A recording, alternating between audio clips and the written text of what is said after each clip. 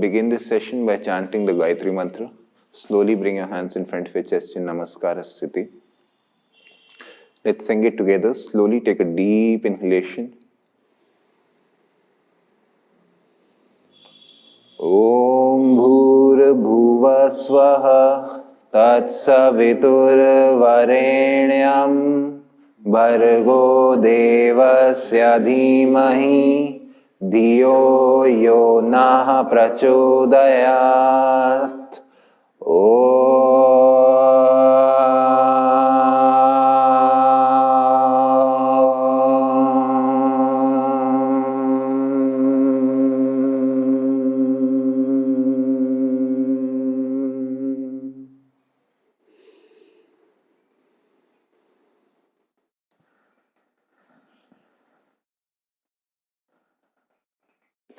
Now slowly bow down towards your fingertips, and with a few blinks, welcome this day on a very positive note. Namaste. Good morning. What is the purpose of coracoid process? This portion right here? Stabilizing the entire pectoral girdle, because this serves as the attachment point for a lot of muscles and a lot of ligaments which help in stabilizing securing the entire area one way or the other. So this is the pectoral girdle because this is the connection between the axial skeletal system as well as the appendicular skeletal system. Similar to the body, how we have a ball and socket joint in the upper portion of the body, we have a pectoral girdle we have a pelvic girdle in the lower portion of the body as well. The lower portion of the body, if we look at this entire structure, then these are appendicular in nature. These pelvic bones are more or less appendicular in nature. That means they are not falling despite of their connection to the axial skeleton, because they are directly connected to the vertebra of the spine. But still they are in appendicular in lateral locations of the body, and that's why they are called as girdles, and they do not really contribute to the axial skeletal system as such. Okay? This whole structure is, if you pay attention to this entire structure, then you can see that this is more or less made up of 3 bones specifically. Flat bone? Yes, this is a flat bone, irregular shaped bones. Not the type of bone, specifically the 3 bones which contribute to the entire pelvic girdle. One is the pelvic bone, one is the femur bone, and one is the sacrum, not really the tailbone. The tailbone is right here. You can see this whole thing here. This is the tailbone. This has no attachments to the pelvic girdle.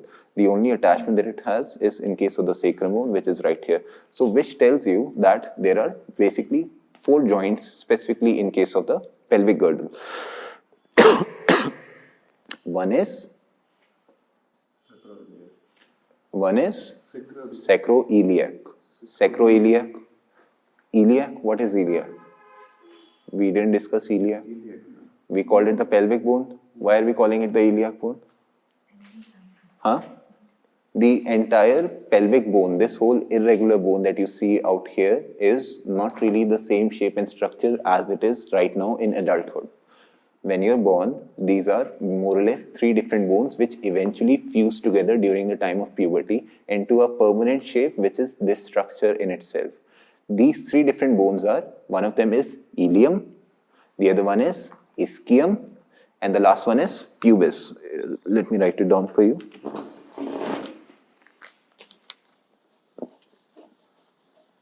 Thank you.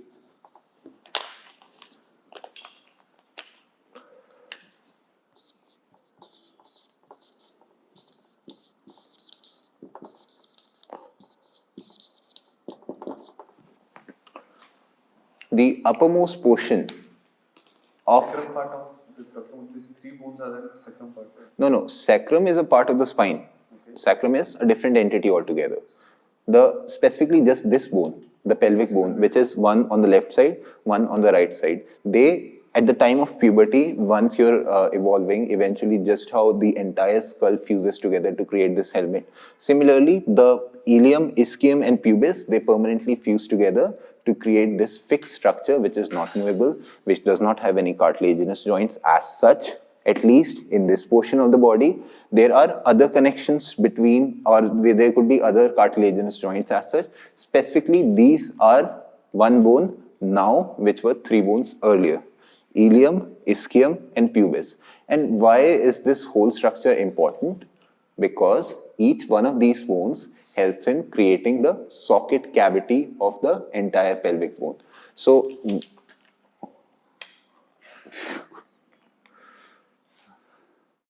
the entire socket cavity is made up of three specific bones right here, which you can see if this whole structure. The ilium portion would be this area in itself. The ischium portion would be the back portion in itself. And the pubis, being the smallest portion, would be this small protrudement in the front. So all of them, they are contributing to the circular nature of the entire acetabulum in case of the pelvic bone. If there was no ilium bone, then the circle would not be complete. If there was no ischium bone, the circle would still not be complete. If there was no pubic bone, the circle would still be incomplete. It will never create the perfect ball that the socket that it creates for the ball head of the femur bone. Excuse me. Okay. Why is this bone called ilium? Anyone knows how long is this small intestine?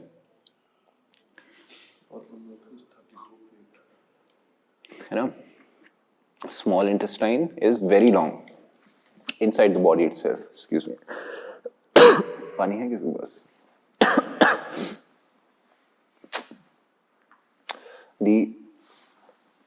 Thank you.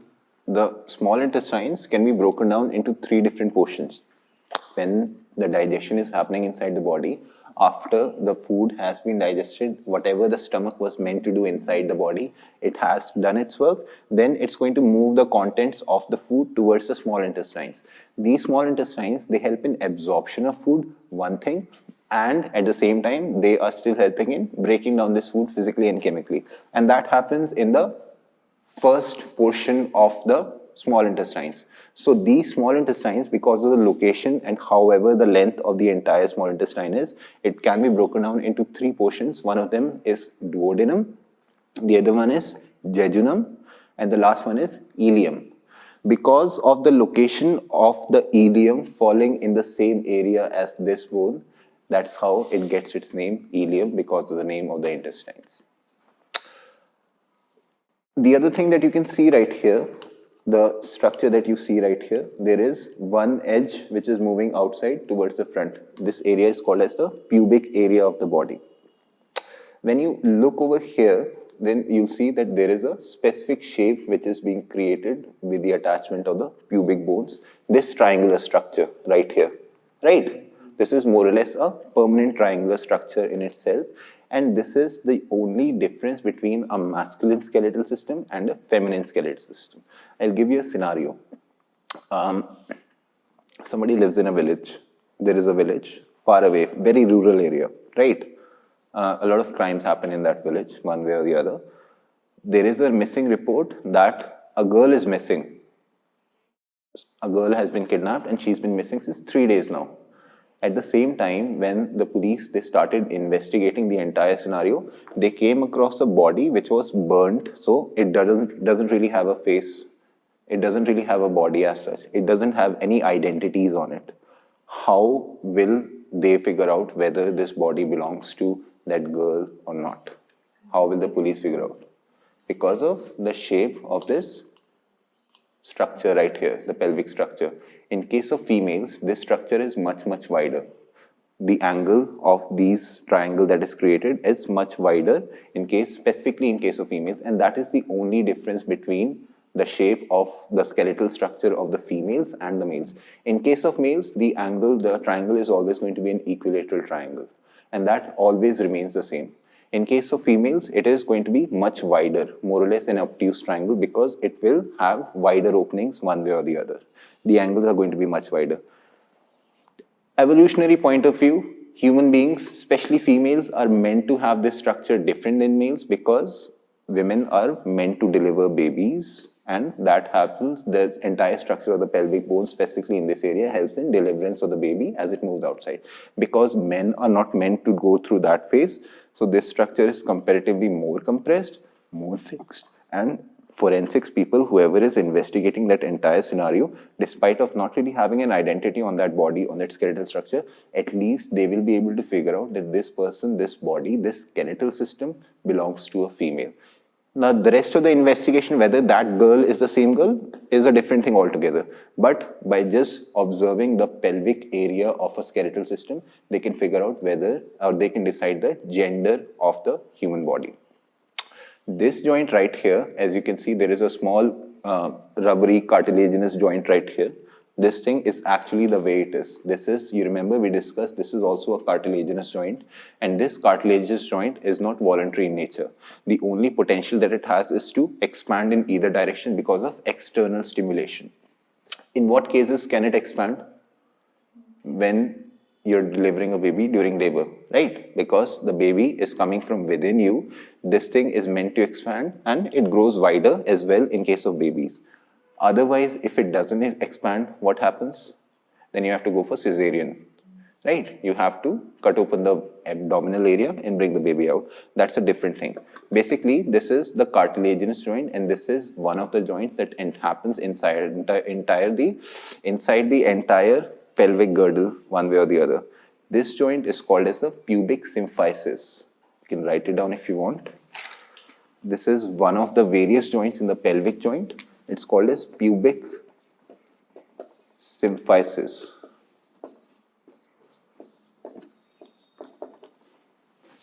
Joint 1, pubis symphysis, where the different, both the left and the right pubic bone, they are meeting each other and they are creating a cartilaginous joint. Cartilaginous joint, how is it different than the synovial joints? Because synovial joints can be moved voluntarily, cartilaginous joint cannot be moved voluntarily. The other location for the cartilaginous joint is right here. In case of the chest, you can see the yellow highlights, which would be the cartilaginous attachments for the rib cage with the sternum bone, right? Am I going too fast? No? All right. The other joint, where do you think the other joint is happening in case of the pelvic joint?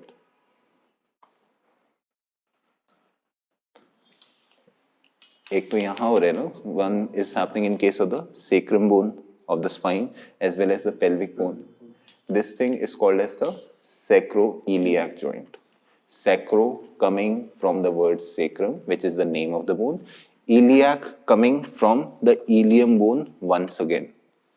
So this thing is called as sacroiliac joint. Second joint, right? Two joints. There is one more joint which is happening in case of the entire pelvic girdle, which helps in stabilizing the entire aspect. Which one is that? Distal femur. Distal. That is, of course, that is there, but that is a different thing. We're talking about the pelvic girdle. There is one more joint which is happening in this portion. Which one is it? If the sacrum bone is a fused bone which is not meant to move, which is not meant to carry any movements at all, and it is attached towards the pelvic bone, which creates a pelvic girdle in itself, then the spine is attached to the pelvic girdle as well, no? The spine, specifically the lumbar portion of the spine, the farthest lumbar spine in the body, which means L5, is attached to the sacrum bone. This becomes the lumbosacral joint. Lumbo coming from the lumbar portion of the spine, sacral coming from the sacral bone, which is a fixed bone in itself. The final joint, specifically in case of the entire pelvic girdle, is the femur bone meeting the acetabulum. Acetabulum, what is acetabulum? I discussed this yesterday. Acetabulum. I wrote it down yesterday as well.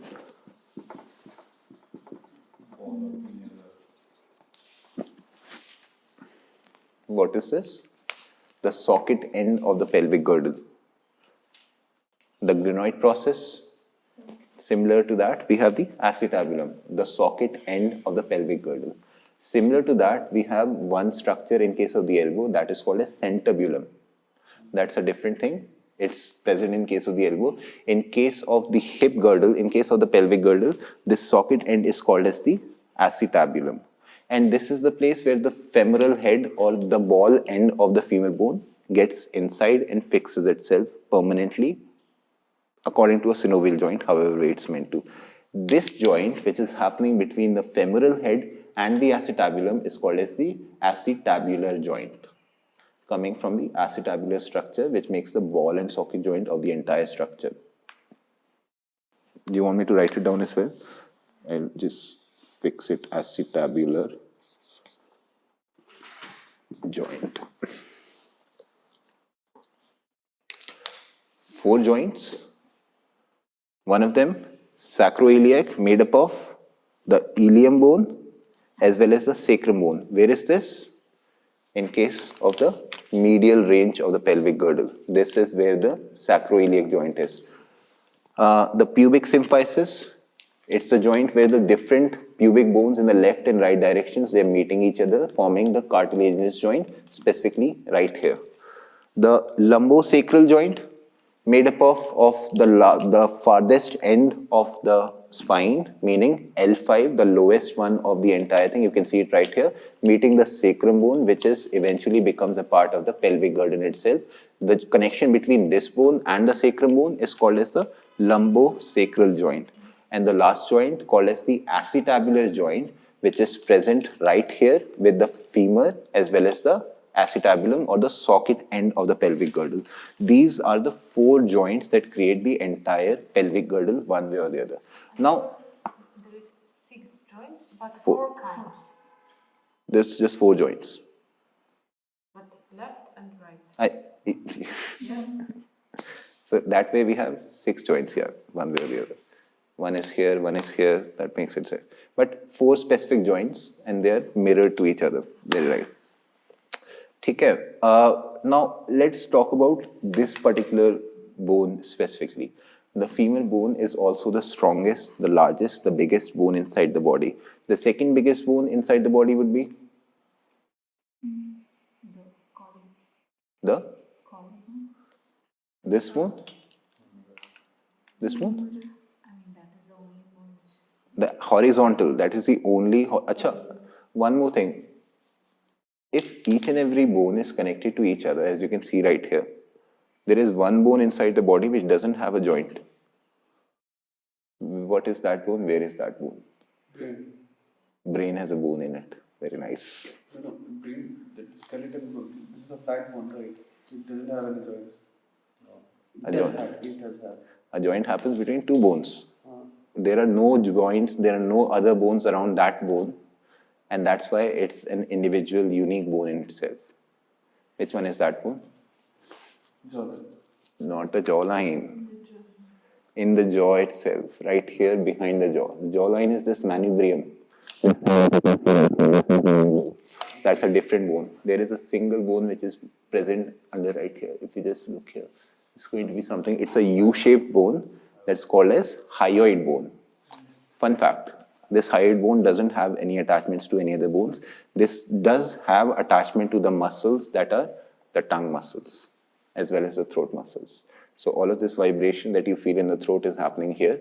The tongue gets its strength from this hyoid bone which is present in the throat area or the back of the throat. So somewhere around here would be the hyoid bone right here. This serves as a fulcrum for the strength that the tongue is able to produce, whatever it is. The only joint in the only bone in the body but doesn't have any joints. Come. Hyoid, Hyoid. Okay. It's a fun fact, anyhow. Now let's talk about the femur bone specifically. The femur bone is a long bone in itself, similar to how the entire structure of the humerus bone is. More or less, it is of the same structure with condyles present on the distal end of the humerus bone. We have condyles present on the femur of the distal end of the femur bone as well. We have a ball joint at the proximal end of the humerus bone. We have a ball joint at the proximal end of the femur bone as well. The difference between these 2 joints is that the socket joint is comparatively shallower in case of the pectoral girdle. The surface area is more here. And the socket end is much, much deeper. The concave aspect of the socket point in case of the pelvic girdle is much deeper. That's what makes it more stable, less movable though. In case of the pectoral girdle, it makes it more movable, less stable. The unique structure of the femur bone right here, as you can see, let me just take it out since we already did it once. Telling of the second most Humerus bone.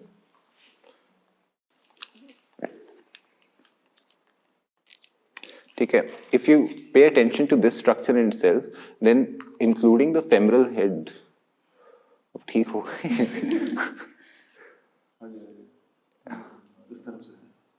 including the femoral head in itself, this structure, the ball end of the femur, is called as the femoral head.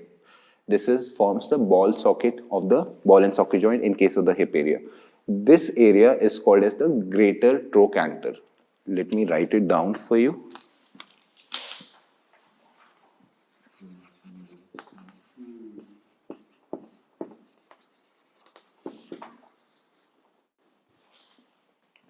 Greater trochanter. It also has a neck. If this is a head, then it also has a neck in it, right? This neck would be this structure that you see in between right here. So this whole structure is what makes the unique structure of the femur bone specifically. This femoral head is going to fit perfectly inside the acetabulum of the pelvic girdle. What is the role of the greater trochanter? Why is this here? What role does it play specifically in case of the entire pelvic girdle? What role does the greater trochanter, according to you, plays in case of the pelvic girdle? What is this? Why is it there? It is the ball part only. No, the ball part is this. The greater trochanter is this. Huh? It attaches the leg With the hip point. Very right. Similar to what the coracoid process is doing in this case, the greater trochanter is doing the same thing because it's serving as the attachment point for the various ligaments which are coming out of the pelvic area, attaching to this location. And it's not just about the ligaments which attach and stabilize this entire structure. It also serves as the attachment point for a lot of glute muscles which are running from the backside, the gluteus minimus, gluteus medius, and gluteus maximus. There are so many muscles which are all attaching to the greater trochanter, and that is the reason why this specific area is so vital. Now let's talk about problems related to the pectoral girdle and the pelvic girdle. How many times have you come across people who say that I have a dislocated hip? or neck fracture. Huh? You have a leg fracture? Neck fracture. The neck fracture that happens here, which is a different thing, dislocation of hip. Neck fractures, hairline fracture, they all happen because of accidents. Dislocation of hips, they don't happen because of accidents. They happen because of less flexibility or weak ligaments, weak joints as such. How many times have you come across people who complain that they have had dislocated hips in their bodies? Not even one, right? I'm sure none of you have any people in your life who've had a dislocated hip. But it usually happens to people who cross their 70s, 60s, 70s, 80s. That usually is the reason why people install English toilets in their restrooms. Initially in India, we all have that sitting squat system, right? Which is the healthiest, the most effective way to defecate.